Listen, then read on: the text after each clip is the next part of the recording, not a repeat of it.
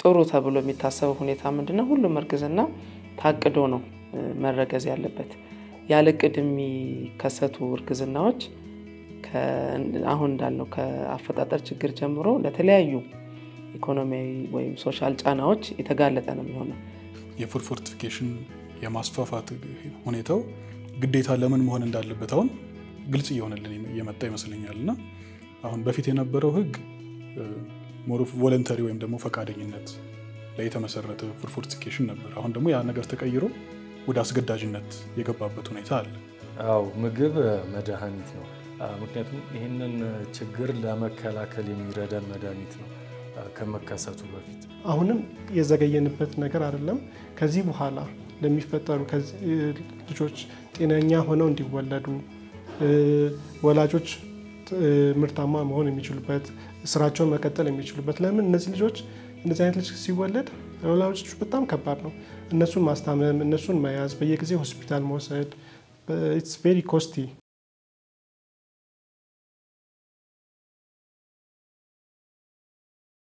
አሁን ደግሞ ወደ ዶክተር ሜላት ደግሞ ልሄድ እና ከስፔሻሊቲም ባለፈ ደግሞ ስፔሻሊቲን በቅርብ እንደጨረሽ አቃሉ ተመሳሳይ ቦታም ስለምንሰራና ስፔሻሊቲስ ደግሞ በተለይ የጽንስ ጤና ላይ ደግሞ በጣም ያተኩራል ስለዚህ አሁን የዶክተር ነቢያትን ታሪክ በመተሰሚ ጊዜ እንዲሁም ደግሞ በስራሽ ቦታ ላይ ደግሞ በጣም ብዙ ተመሳሳይ ታሪኮች እንደምታዩ ተስፋ አደርጋለሁ ወይም ደግሞ እርግጥ ነው ልንከደው ማንችለው ታሪክ ነውና ስለዚህ ምን ይሰማሻል እንደዛ ስታይ እና ደግሞ አብዛኛው ደግሞ መከላከል የምንችላቸው ህመም መሆኑን ስታቂ ደግሞ ያንቺ እይታ ምንድነው የሚሰማሽ እሺ ያው የችግሩን ጥልቀት እንግዲህ አንዳንዴ ከቃላት በላይ የሚሆንበት በተለይ እንደ ቤተሰብ በአንድ ቤተሰቡ ሲከሰት በጣም ብዙ ጫና ነው የሚፈጥረው የተወለደው ልጅ የሚቸገረው አለ ቅድምም ዶክተር ነቢያት እንዳነሳው በተለይ ከፍተኛ ጫና የሚወድቀው ቤተሰብ ላይ ነው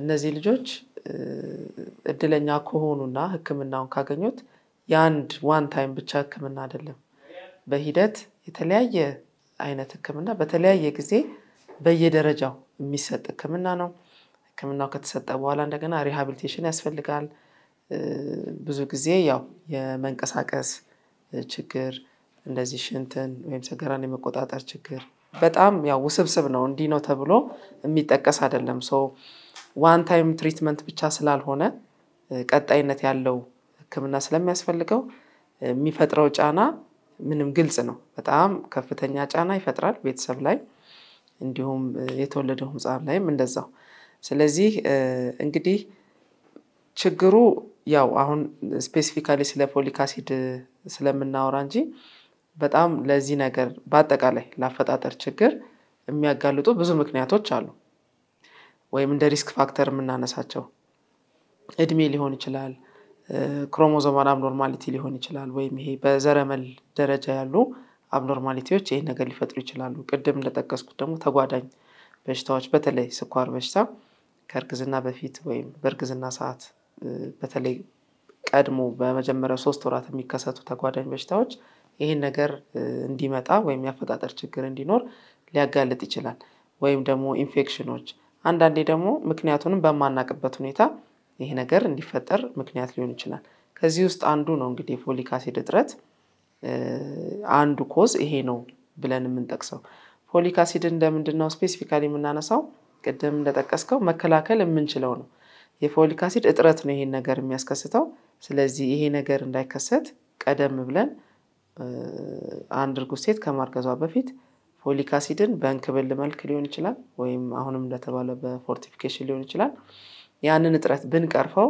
ከ93% በላይ በፎሊክ አሲድ እጥረት የሚመጣ ኒውራል ቲዩብ ዲፌክትን መከላከል ይችላል እንግዲህ 93% ማለት በጣም ከፍተኛ ቁጥር ነው ስለዚህ እነዚህ ነገሮች ብቻ በማስተካከል በፎሊክ አሲድ እጥረት የሚመጣውን ኒውራል ቲዩብ ዲፌክት ወደ 93-95% መከላከል ይቻላል ማለት ነው አሁን እነዚህ ንጥረ ነገሮች በመንሰጥበት ጊዜ አንደኛው ምርጫችን መድኃኒቱን መስጠት ነው ሁለተኛው ምርጫ ደግሞ አሁን እንድንወያይ ደግሞ ያረጋን ያለ ደግሞ ምግብ ላይ መጨመሩ ነው ስለዚህ ለምንድነው ምግብ ላይ መጨመሩ ኢፌክቲቭነሱ በጣም የተሻለ ሊሆን የሚችለው ለምን ካለን የህክምና ተደራሽነት አኳያ በምን መልኩ ሊረዳን ይችላል እየታስቲ ምንድነው እዚህ ላይ ጥሩ ጥያቄ ይሄ በምግባችንን አሁን በቫይታሚን ቢ9 ማበልጸጉ አስፈላጊ የሆነውና እንደ ጥሩ አማራጭ የወሰድነው ለምንድን ነው?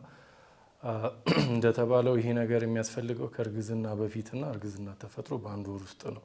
ይህንን ችግር ለመቅረፍ ለመከላከል የሚረዳን በአብዛኛው ደግሞ ኢትዮጵያ ውስጥ ፕላንድ የሆነ እርግዝና አይከሰትም። ኦሬዲ አንድ ሴት እርጉዝ መሆኗን የምታውቀው በአብዛኛው ምንድን ነው ከአንድ ወር በኋላ 2 ወር 3 ወር ከሆነ በኋላ ነው። ይሄ ንጥረ ነገር የሚያስፈልገን ደግሞ በመጀመሪያ አንድ ወር ውስጥና እርግዝና ከመከሰቱ በፊት ነው። ስለዚህ እርግዝና እንደተከሰተ ስታቅ ፎሊክ አሲድ ሰፕሊመንት ትወስዳለች፣ አንቲናታል ኬር ትከታተላለች፣ አመጋገቧን ታስተካክላለች። ይሄ ግን ኦሬዲ ምንድነው ያ ዊንዶ ካለፈ በኋላ ነው ይሄንን የምታደርገው ማለት ነው። ይሄንን ችግር ለመከላከል ቅድሚያ ነው መውሰድ ያለባት። ስለዚህ አንኮንሺየስሊ በዚህ በቫይታሚን ቢ9 የበለጸገን ምግብ በምትመገብ ጊዜ በቂ የሆነ ቫይታሚን ቢ9 እንድታገኝ እድል ይሰጣታል። ስለዚህ ይህንን ችግር ለመከላከል እርግዝና መከሰቱን ባታቅም በቂ እያገኘች ስለሆነ ይህ ችግር እንዳይከሰት እድሉን ይሰጣታል። ስለዚህ ለዛ ነው ምግባችንን ማበልጸጉ ተመራጭና ጥሩ አማራጭ ነው።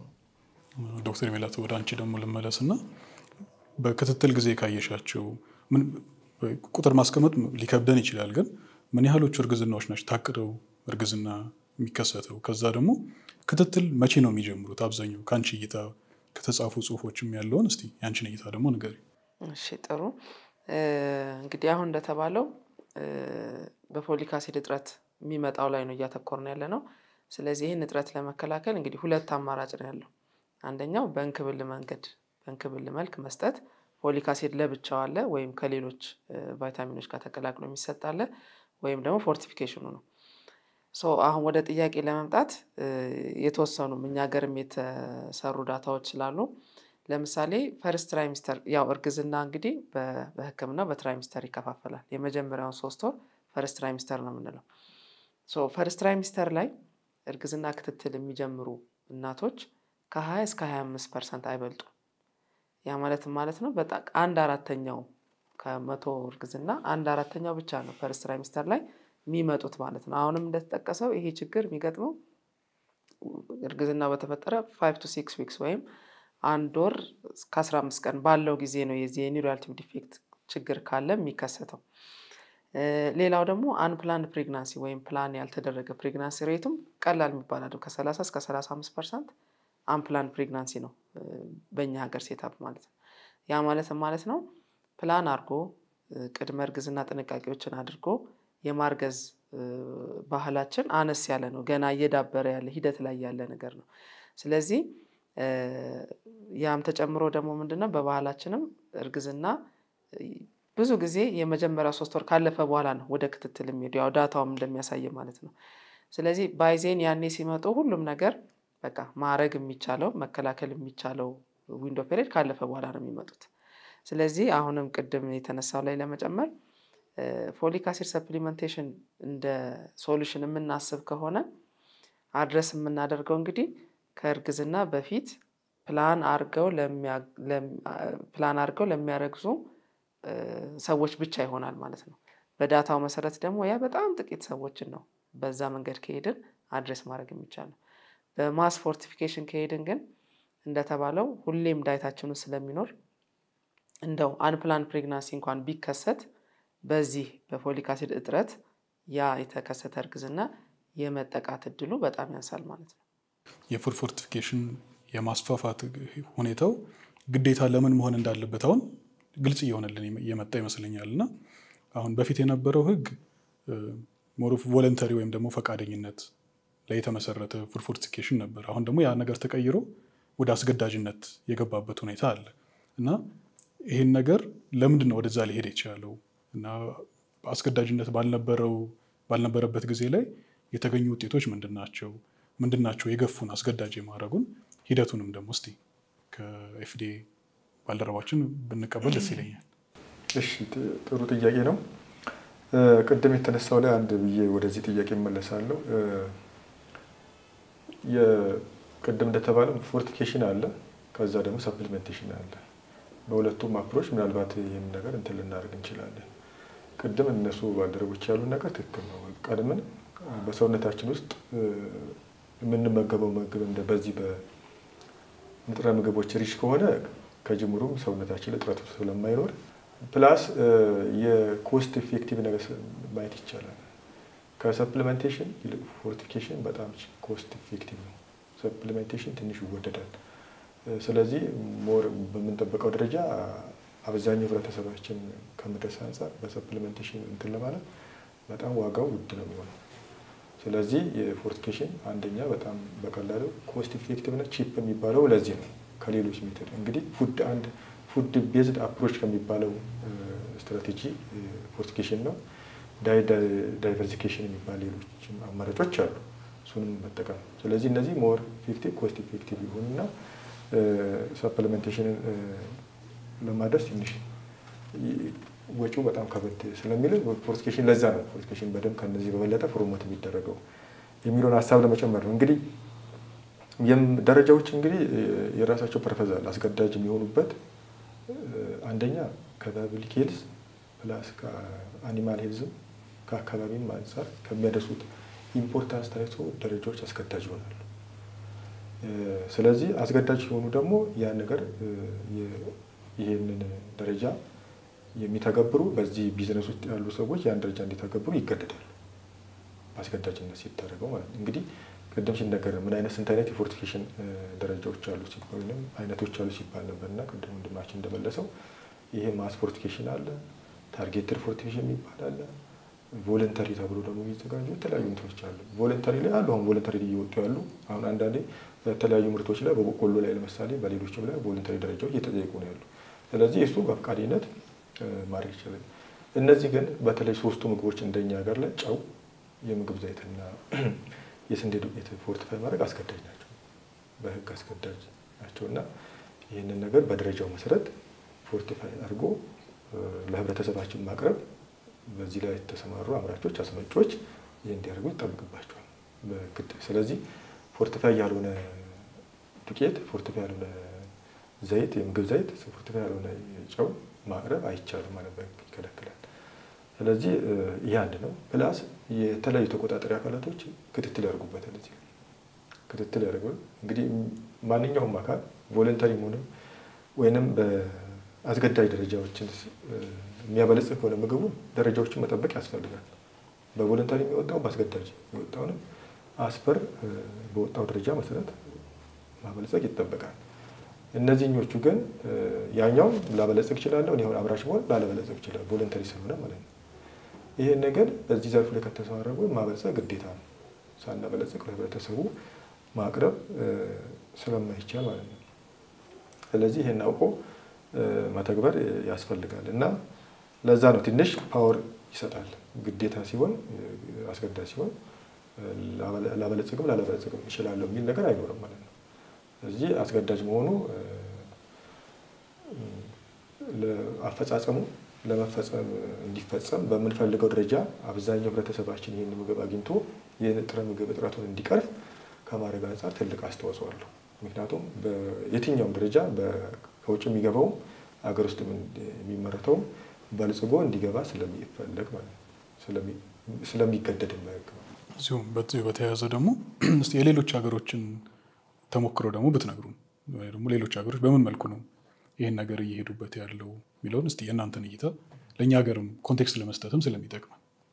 አው ቅድም ሲነሳ ነበር ብዙ ሀገሮች ሄደውበታል፣ በፎርቲፊኬሽን አግኝተውበታል፣ ጥቅሙ ተገኝቶበታል። እንግዲህ በፎርቲፊኬሽን ኢምፕሊመንት በማድረግ ብቻ ኒውራል ዲፌክት የተለያዩ ማይክሮኒውትሪየንት ዲፊሸንሲ የሚመጡ ችግሮችን ለምሳሌ ጎይተር በብዙ ፐርሰንት የተቀነሰበት ነው ዳታዎች የሚያሳዩ በብዙ ሀገር ላይ ማለት ነው። እስከ 90% ፐብሊኩ ላይ የነበረው የጤና በርደን መቀነስ ተችሏል። ምናልባት እንግዲህ ከኛ የበለጠ ደረጃዎችን አስገዳጅ አድርገው ብዙ ምርቶችን እንዲበለጽጉ ያደረጉ ሀገሮች አሉ። እስከ 5 ምግብ እኛ እንግዲህ 3 ላይ ነው ያለነው። አሁን አንዳንድ ሀገሮች ላይ ባላቸው እንግዲህ አጠቃላይ የፐብሊክ ሄልዝ ዳታው በሚያሳየው መሰረት ሩዝን የሚያበለጽጉ አሉ፣ ከኛ ስኳርን ወደ ማበልጸግ ይገባሉ። በቮለንተሪም ሆነ በአስገዳጅ በአስገዳጅ ራሱ ወደ 5 አይነት ድረስ የደረሱ ነገሮች አሉ። ስለዚህ ሞር ሄደውበታል። ከእድሜም አንጻር ቅድም ሲነሳ ነበር እኛ እንደውም ሌት ሆነን የጀመረው ከአፍሪካ እንኳን ለምሳሌ ጨውን በብዙ አፍሪካ ሀገሮች በ1993 ነው የጀመሩት ሳልት ፎርቲፊኬሽን ማለት ነው። ማንዳቶሪ ሳልት ፎርቲፊኬሽን ወይም አስገዳጅ የጨውን ማበልጸግ ማለት ነው። በስንዴ ዱቄትም በዘይትም እንግዲህ ከኛ ቀደም ያሉ ብዙ ሀገሮች ነው ኢቨን በአፍሪካ ማለት ነው። ያ ደግሞ ቀደም ብለህ መጀመርህ እንግዲህ ቅድም እንደተባለው አፌክት የሆነው ህብረተሰብ ብዙ መቀነስ እንችል ነበር ቀደም ብለን ብንገባበት ማለት ነው። ስለዚህ የብዙ ሀገሮችን ዳታ ስናይ ብዙ የተደረበት ነው። አሁን እንደውም በጣም ታርጌትድ የሆነ የትኩረት አንድ ትልቅ የጀነሬሽን ላይ ያለ በማይክሮኒውትሪየንት ዲፊሽንሲ ሊመጣ የሚችል ችግር በሚፈታበት ትልቅ ስትራቴጂ ተብሎ እየተሰራበት ያለ ሁኔታዎች አሉ። እኛም ሀገር እንግዲህ ሌሎች ምግቦችን ገና እየተጠና ተጨማሪ ማድረግ ካለብንም እያየን ሁኔታው ተጠንቶ ዳታዎች የሚያሳዩት መሰረት ሌሎችን ልናደርግ የምንችልበት ፕሮባቢሊቲዎች አሉ።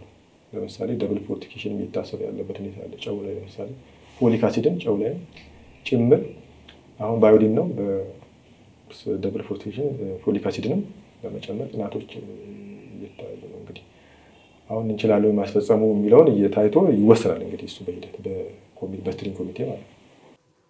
ዶክተር ነቢያት ደግሞ በዚህ ስራ ብዙ ሀገሮች የመሄድ እድሉም ነበረ። ለረጅም ዓመትም ደግሞ ዴዲኬትድ እንደሆነ ለዚህ ስራ ላይ ቆይተሃል እና እስቲ ያያቸውን ለውጦች ብትነግረን። ከዛ በተጨማሪ ደግሞ ወደ ሌሎች ሀገሮች በምትሄድበት ጊዜ የእነሱ ልምድ እንዴት ነው? የሚሰሩት ስራዎች እንዴት ነው? እሱ ላይ ያለህን እይታ ብትነግረን ደግሞ ደስ ይላል።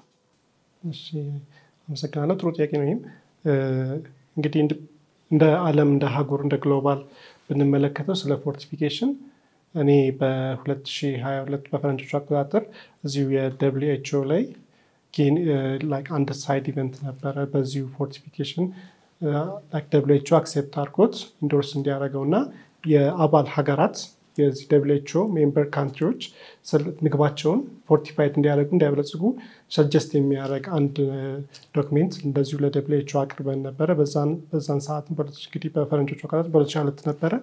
በዛን ሰዓትም እንግዲህ እኔ የእነዚህን የአፌክትድ ኮሚኒቲን ሪፕሬዘንት አድርጌ አንድ ሳይድ ኢቨንት ላይ አቴንድ አድርጌ ነበረ እና ያንንም ነገር እዛ ላይ ኪኖት ስፒክ ሆኜ አውርቼ ይህን ነገር በደንብ ገልጬ ነበር ስላለው ቻሌንጅ እና ያንንም ያቀረብነውን ዶክሜንት በ2023 WHO ተቀብሎት አባል ሀገራት ምግባቸውን እንዲያበለጽጉ ሪኮመንድ ማድረግ ጀምሯል። ይህ እንደ ሀገር ትልቅ ሰክሰስ ነው ብዬ አስባለሁ።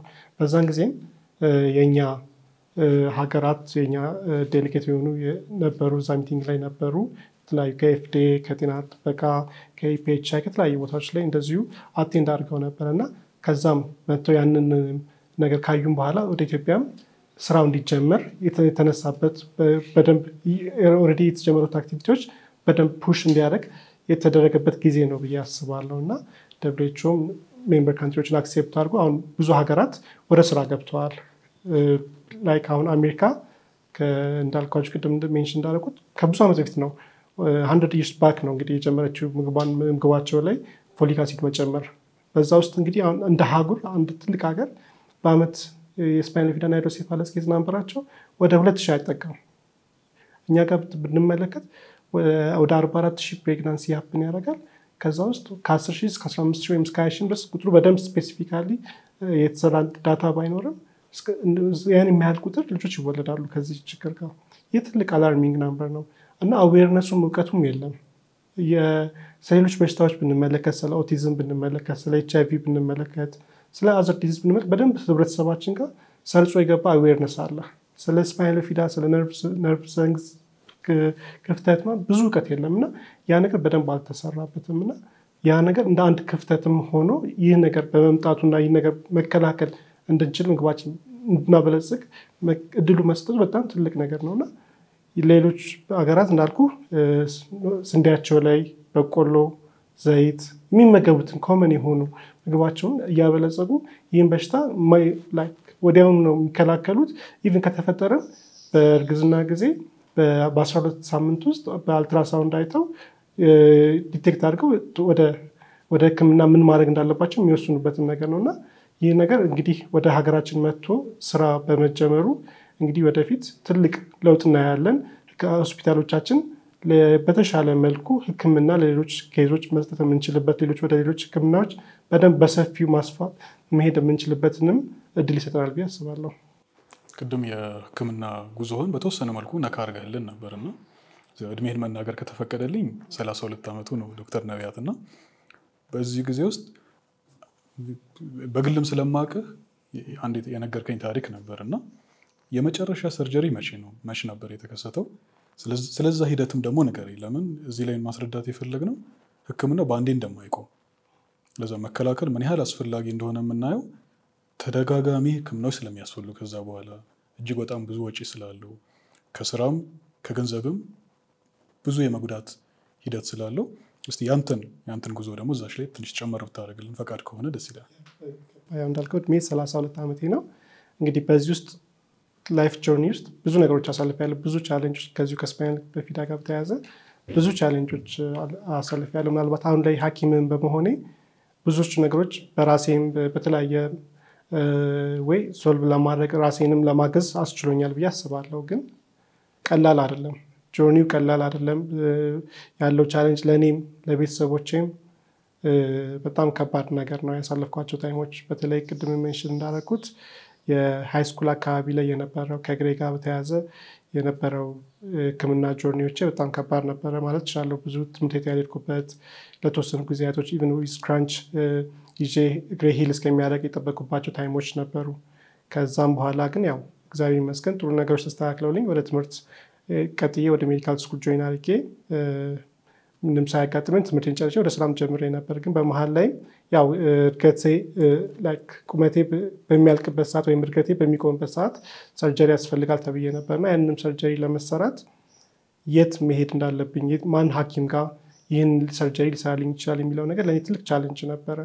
ብዙ ሐኪም ቤቶች ብዙ ሰዎችን ኮሚኒኬት እያደረኩኝ ነበርና የነበረኝ እድል አሁን እንግዲህ ሁላችሁም ብዙ ህጻናቶች ብዙ ሐኪሞች ያውቁታል የኪዩር ሆስፒታል የሚባል አለና እንግዲህ ያኔ በእድሜ ከ15 በታች በነበረበት ሰዓት ህክምና ያደርጉልኝ ነበረ። አሁን ላይ ግን ያ ሆስፒታል ስቲል የህፃናት ሆስፒታል ነው። ህክምና የሚያደርገውም ለህፃናት ነው። ስለዚህ እዛ ገብቼ መታከም አልችልም። ስለዚህ ሐኪሞች መፈለግ የነበረብኝ ለዛ ነበረ እና ብዙዎቹ ከኔ ኬዝ ጋር እኔ ያለብኝን ችግር ለመረዳት ይከብዳቸዋል። ያው ኬሩ በጣም አናሳ ነው። ህክምናው አቬይላቢሊቲ የሚያስፈልጉት መሳሪያዎች እቃዎች የሉም እና ኪዩር ሆስፒታል ሄጄ ይህንኑ ነገር እንደገና መጠየቅ ነበረብኝ። ህክምናውን አድርጉልኝ የማለት ነገር ማለትና መጠየቅ ነበረብኝ። ካልሆነ ደግሞ ከሀገር ወጥቼ መታከም ነው ያለኝ እድል ማለት ነው ለዚህ ነገር። ሆኖም ግን ያው ኪዩር ሆስፒታሎች በጣም በዚህ አጋጣሚ ማመስገን እፈልጋለሁ። ትልቅ ትብብር አደረጉልኝ፣ ትልቅ እርዳታ ማድረጉልኝ። እንደገና ገብቼ ያው የህፃናት ሆስፒታል ነው። ብዙ ፐልስ ኦክሲሜትር በህፃናት እየተለካው ኢቭን የደም መለኪያ ምናምን ሁሉ አልነበራቸውም። ኦልሞስት ለህፃናት ሙሉ በሙሉ 100% ህፃናትን ስለሚያክሙ እኔ ለማከም ትንሽ ተቸግረው ነበረ ያን እቃዎችን ለማሟላት። ኢቭን ግን ሁሉንም ነገር አስተካክለውልኝ ቀዶ ህክምና አድርገውልኝ የዛሬ 3 ዓመት አካባቢ ነገሮች ተስተካክለውልኝ ወደ ኖርማል ላይፌን ሊድ እንዳደረግ እንድቀጥል አድርጎልኛል። ስለዚህ ይህ የሚያሳየው ህክምና አንድ ልጅ ከዚህ ልጅ ጋር ከተወለደ ከተፈጠረ ላይፍ ሎንግ ነው። ላይፍ ሎንግ ህክምና ብዙ ነገሮችን ይጠይቃል። ስለዚህ ያ ነገር እኔ እንግዲህ ምናልባት በብር ባስበው እጅግ በጣም ብዙ ነው የሚሆነው። ለህክምና ያወጣኋቸው ወጪዎች፣ ቤተሰቦቼ የከፈሉት ዋጋ በጣም ትልቅ ነውና ይህን ነገር በቀላሉ በቫይታሚን ቢ9 የምንከላከለውን ነገር እዚህ ሁሉ ነገር ውስጥ ማንም ሰው ሳፈር ማድረግ የለበትም። አንዴ ብቻ ልጁ ተወልዶ ኦፕራሲዮን ተደርጎ የሚቆም ህክምና አይደለም። አንዳንዶቹ ህጻናቶች ላይ ምንም ላያጋጥማቸው ይችላል። በእርግጥ ኮምፕሊኬሽን ሁሉም ማለት አይደለም። ይህ ማለት ሁሉም የእግር ላይ ህመም ያጋጥመዋል፣ ሁሉም የኩላሊት ችግር ያጋጥመዋል የሚል ነገር አይደለም። ግን ጥሩ የህክምና ኬር ከተደረገላቸው ተሽሏቸው ጥሩ ሆነው የሚኖሩ አሉ። በዛውም ልክ እንደ ነርቩ አፌክትድ እንደመሆኑ መጠን የተለያየ አይነት ችግር ሊያጋጥማቸው ይችላል። ፓራላይዝድ የሚሆኑ አሉ። ሽንት ሰገራ መቆጣጠር የማይችሉ ህጻናቶች አሉ። ኢቭን አንድ ጥናት የሚያሳየው ህጻናቶቹ እድሜያቸው 3 ዓመት ሳይደርስ 3/4 የሚሆኑት ህጻናት በዚህ ኩላሊታቸው ፌል አድርጎ ይሞታሉ ይላል። እንግዲህ ጥቁር አንበሳ ብንሄድ ብዙ ህጻናቶች ዳያሊሲስ ላይ ካየን ብዙዎቹ ከዚሁ ከስፓይናል ቢፊዳ እና ሃይድሮሴፋለስ ጋር ተወልደው ኩላሊታቸው ፌል አድርጎባቸው ህክምና እየጠበቁ ያሉ ልጆች ናቸው። ስለዚህ ይህ ሁሉ አግባብነት የለውም፣ መሆን አልነበረበትም። ስለዚህ መከላከል ቀድመን እርግዝና ከመከሰቱ 3 ወር በፊት ፎሊክ አሲድ ታብሌቶችን መውሰድ የምንችልበት ነገር፣ እንደ ሀገር ደግሞ እንደ ሁሉም ሰው ተደራሽነት እንዲኖረው የዚሁ የማበልጸግ ስራ መሰራቱ ለዚህ ትልቅ ጠቀሜታ ይኖረዋል። ዶክተር ሜላት ደግሞ እዚህ ላይ እንድትጨምሪልኝ የምፈልገው እንደ ሕክምና ስርዓታችን ብዙ ጊዜ መከላከል ላይ ብናተኩር የሚያዋጣን እሱ ይመስለናል። ልክ በሀገር ደረጃ ያለውም ስትራቴጂ እንደዛ ነው እና ስለዚህ አሁን የምታያቸውን ኬዞች ብንከላከላቸው ይሻላል ወይስ ደግሞ በኋላ ላይ ልጆቹ ከተወለዱ በኋላ የማከሙ አቅም አለን?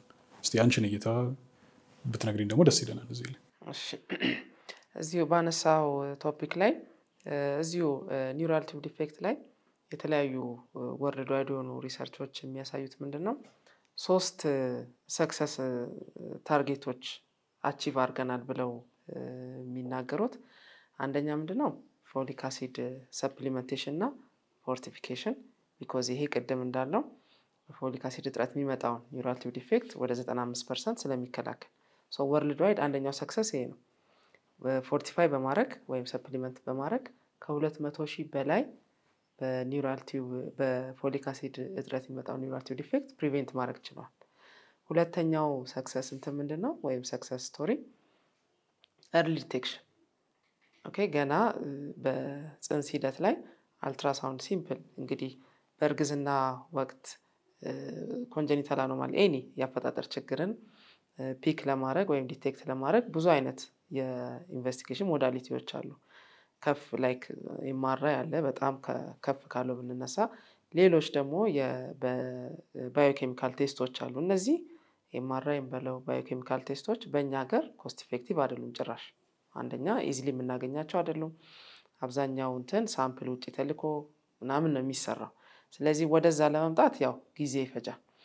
ግን ሲምፕል በሆነ በአልትራሳውንድ በመስራት ዲቴክት ማድረግ ይቻላል። ይሄ እንደ ሀገርም ብቻ ሳይሆን እንደ ዓለምም ሰክሰስፉል የሆኑበት አንዱ ሞዳሊቲ ነው ማለት ነው። ምንድነው ኤርሊ ዲቴክሽን። እንግዲህ ቅድም እንደተባለው ፕሮብሌሙ ሀፕን የሚያደርገው ገና 5 to 6 weeks ኦፍ ፕሬግናንሲ ስቴጅ ላይ በአንድ ወር ከግማሽ እንደ ማክሲመም እስከ 2 ወር ባለው ጊዜ ነው ይሄ ችግር የሚፈጠረው። ይሄ ችግር ከተፈጠረ በኋላ ግን አልትራሳውንድ በመስራት ያለውን ችግር ፒክ ማድረግ ይቻላል ማለት ነው። እንግዲህ አልትራሳውንድ ቅድም ለመጥቀስ እንደሞከርኩት እርግዝና ፈርስት ትራይሚስተር፣ ሰከንድ ትራይሚስተር፣ ሰርድ ትራይሚስተር ብለን ለ3 እንከፍለዋለን። ይሄንን ኒውራል ቲዩብ ዲፌክት ወይም ሌሎች ስትራክቸራል አብኖርማሊቲዎችን የምናይበት የራሱ ፓራሜትሮች አሉት። በፈርስት ትራይሚስተር ብዙ ሰው የሚመስለው የመጀመሪያ 3 ወር ላይ በተለይም 3 ወር ላይ 11 13 ዊክ አካባቢ አሉት በአልትራሳውንድ ፒክ ሊደረጉ የሚችሉ ሳይኖች አሉ። ስለዚህ በመጀመሪያ ፈርስት ትራይሚስተር ላይ አልትራሳውንድ መነሳት ይቻላል። አይዲያል የምንለው ጊዜ ከ18 ሳምንት እስከ 22 አንዳንዴ እስከ 24 ሳምንት ባለው ነው። ያ የልጁ አካላቶች በሙሉ ተሰርተው ስለሚያልቁ ኤኒ ኒውራል ቲዩብ ዲፌክት የሚሆን ኤኒ ችግር ፒክ ማድረግ ይቻላል። እንደው የፈርስት ትራይሚስተሩ እንኳን በተለያዩ ምክንያቶች ባይሳካ ሁሉም እርጉዝ ሴት ያለምንም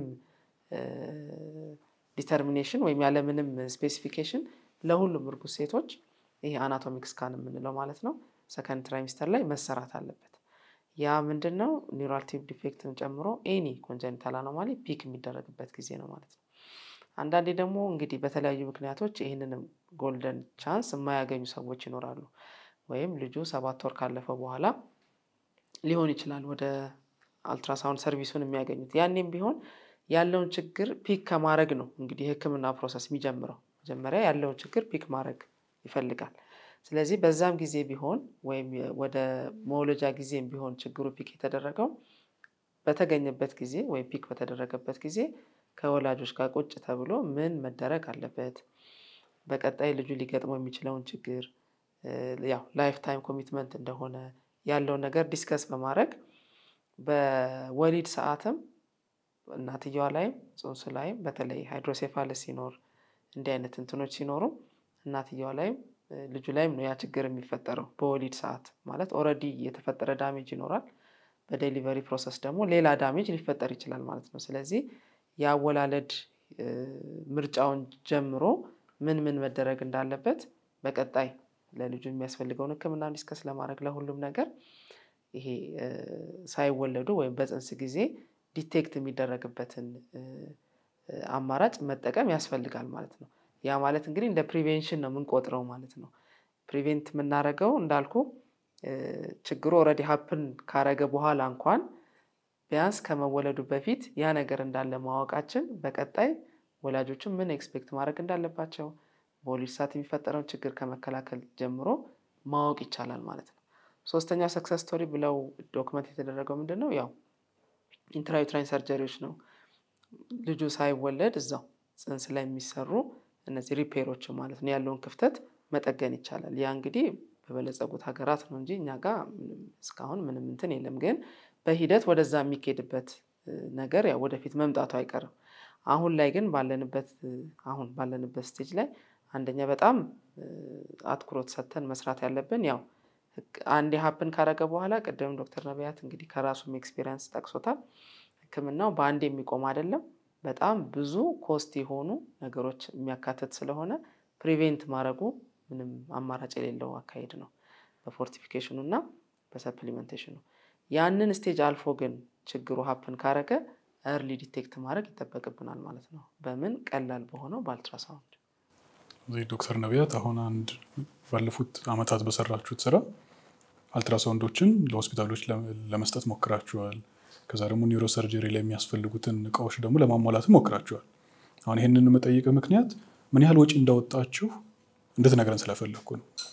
ማከሙ ምን ያህል ፋይናንሻሊ ዲማንዲንግ እንደሆነ እጅግ በጣም ብዙ ገንዘብ እንደሚጠይቅ ከዛ ደግሞ ለዛ ነው ፎርቲፋይ ማድረጉ ለጊዜው ገንዘብ ቢያስፈልግም ከረጅም ጊዜ ግን በጣም ብዙ ገንዘብ ሊያድንልን እንደሚችል እንድታስረዳ ለህግ አካሉም ደግሞ እንትን ስለሚል ሊያጠናክርልን ስለሚችል እስቲ እዚህ ላይ ያለን ኤክስፒሪየንሳችሁን ብታወያዩ። እሺ እንግዲህ ሪች አናዘር ፋውንዴሽን የተባለ አንድ ግብረሰናይ ድርጅት እዚሁ ላይ የሚሰራ ኢንተርናሽናል ኤንጂኦ ነው።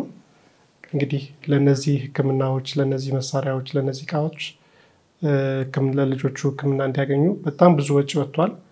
አሁን እንግዲህ ብትመለከቱ ቅርብ ሪሰንትሊ የነበረን የዘውዲቱ ሆስፒታል ላይ አንድ ኦልድ ቢልዲንግ ለአድሚኒስትሬሽን ኦፊስ ቢጠቀሙበት የነበረ ሪኖቬት አድርገን በአዲስ መልክ ስራው ብዙ ነገሮችን አስተካክለን ስቴት ኦፍ አርት የሆኑ ማሽኖችን አስገብተን ኦልሞስት ወደ 3.4 ሚሊዮን ዶላር የፈጀ ኢንቨስትመንት አድርገን ነው ይህንን ሴንተር ያቋቋም ነው። ይህ ሴንተር እንግዲህ እንደ ኢትዮጵያም አይደለም እንደ አፍሪካም ትልቅ ሴንተር ነው። ኢትዮጵያ ውስጥ የመጀመሪያው የፔዲያትሪክስ ኒውሮ ሰርጀሪ ሴንተር ነው። እንደ አፍሪካም ምናልባት ግብጽ፣ ሳውዝ አፍሪካ ላይ እንደዚህ ሴንተሮች ሊኖሩ ይችላሉ እንጂ ከዛ ባለፈ በዚህን አልጋ መጠን ወደ 80 የሚጠጋ አልጋ አለው። በዚህ መጠን በዚህ ማሽኖች ረቂቅ የሆኑ ማሽኖች እንዳልኩ ኒውሮ ሰርጂካል ማይክሮስኮፖች፣ ኢቲቪ፣ ሲቲ ስካን እንደዚሁ የተለያዩ ማሽኖች አስገብተን ነው እንግዲህ ይህንን ስራ እንዲሰራ ያደረግነው። እንግዲህ ይህ መከላከል የሚቻለው ነገር በዚህ መልኩ ልጆቹ ግን አትሊስት ከተፈጠረ እንደዚህ አይነት ችግር ይዘው እናቶች ከወለዱ ይህን ህክምና ማግኘት ይቻላል፣ የተሻለ ህክምና የተሻለ ኬር ማግኘት ይቻላል ብለን ነው እንግዲህ ዘውዲቱ ላይ ይህንን ያደረግነው። ከዛም ባለፈ ሌሎች ሆስፒታሎች አጋር ሆስፒታሎች አሉ። ሴንተር ኦፍ ኤክሰለንሲ ብለን አብረን እየሰራናቸው ያለ ነው። እንደ ጎንደር፣ ባህር ዳር፣ መቀሌ፣ ሐዋሳ፣ ሀረር ላይ ህይወት ፋና እነዚህ ሆስፒታሎች ላይ በተለያየ ጅማ ላይም እንደዚሁም በተለያየ መልኩ ሳፖርት እያደረግን ነው። እንግዲህ ለሁሉም ሆስፒታሎች ላይ አሁን ላይ የኒውሮ ሰርጂካል ማይክሮስኮፕ ዶኔት አድርገናል። እንግዲህ ይህ ማይክሮስኮፕ እንግዲህ አንዱ ወደ 45 ሚሊዮን ብር ነው የሚያወጣው። እንደዚሁም የኢቲቪ ማሽን የኢንዶስኮፕ ማሽን ልጆቹ እንግዲህ ቱቦ ሻንት የሚባል ነገር አለ ከጭንቅላት ወደ ሆድ የሚወስድ ቱቦ አለ። እሱን ቱቦ ያጉዝ አካል ውስጥ እንዳይገባ በኢንዶስኮፒ ማሽን ይህንን ሰርጀሪ እንዲሰራ የሚያደርግ አንዱ ማሽኖች አስገብተናል ለሁሉም ሆስፒታሎች። እሱ ራሱ ወደ ከ15 ሚሊዮን ብር በላይ የሚፈጅ ማሽን ነው። እንግዲህ ለእያንዳንዱ ሆስፒታል ይህን ሁሉ ወጪ ወጥቷል። ይህን ነገር ስናደርግ ልጆቹ እንደዚህ አይነት የተፈጠረባቸው ልጆች ስፓይናል ቢፊዳና ሃይድሮሴፋለስ ጋር ተወልደው የመጡ ልጆች የተሻለ ህክምና እንዲያገኙ ነው። ከዛም ባለፈ ላይ ልጆቹ ካደጉ በኋላ ወይም ያንን ሰርጀሪ ከተሰራላቸው በኋላ ጥሩ የሆነ አፍተር ኬር ያስፈልጋቸዋል። ለሱም የሚሆኑ የዊልቸር አሲስቲቭ ዲቫይሶች፣ ፊዚዮቴራፒ ሴንተሮች በእያንዳንዱ በእነዚህ ሆስፒታሎች ላይ ፊዚዮቴራፒ ሴንተሮች የህፃናቶች የፔዲያትሪክስ ፊዚዮቴራፒስቶችን እያሰለጠንን እንደሚያስፈልጉትን እቃዎች እያሟላን ልጆቹ አትሊስት መራመድ የሚችሉ መራመድ እንዲችሉ በሚችላቸው ቤዝድ ኦን ዴር ካፓሲቲ ልጆቹ ፋንክሽናል መሆን የሚችሉበት መራመድ፣ ትምህርት ቤት መሄድ የሚችሉበት ነገር ክሬት እንዲደረግላቸው ብለን በእነዚህ ሆስፒታሎች ላይ እነዚህን ሳፖርቶች እየሰራ ነው ያለ ነው። እንግዲህ ይሄ ኦቨርኦል ብንመለከት ኦልሞስት ከ10 ሚሊዮን ዶላር በላይ ኢንቨስት ሆኗል በዚህ በ2 ዓመትና በ3 ዓመት። ይህ ትልቅ ወጪ ነው ያወጣ ነው። ስለዚህ ይህን ነገር በቀላሉ መከላከል የምንችለውን ነገር በዚህ መልኩ ነው ለነዚህ ህጻናቶች አሁን ላይ ላሉ ልጆች እየተፈጠሩ ላሉ ልጆች ህክምና እየሰጠን ያለ ነው። ስለዚህ ይህን ወጪ ከምናወጣ ብንከላከል የተሻለ ነገር በተሻለ መልኩ ቫይታሚን ቢ9 ፎርቲፋይድ አድርገን የበለጸገ ምግብ ሰጠን ብንከላከል የተሻለ ነው የሚሆነው ማለት ነው።